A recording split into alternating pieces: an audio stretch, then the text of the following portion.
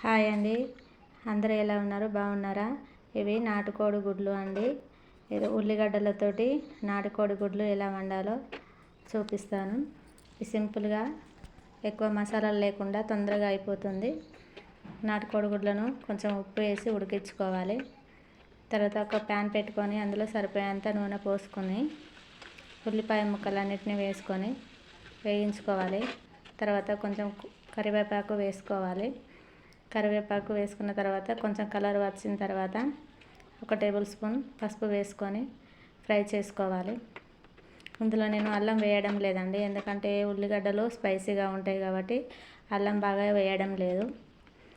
వేగిన తర్వాత కొంచెమే కారపొడి వేసుకుంటున్నాను, ఎందుకంటే ఉల్లిగడ్డ కారం ఉంటుంది కాబట్టి కొద్దిగా కారం వేసుకుంటే తీయగా కర్రీ బాగుంటుంది. లాస్ట్లో కొంచెం ధనియాల పొడి వేసుకున్నాను. ఎటువంటి మసాలాలు వేయడం లేదండి. తర్వాత ఉడికించుకున్న కోడిగుడ్లను వేసుకున్నాను. 10 కోడిగుడ్లు ఉడికిస్తే 8 కోడిగుడ్లు వచ్చాయి. 2 కోడిగుడ్లు ఖరాబ్ అయిపోయాయి.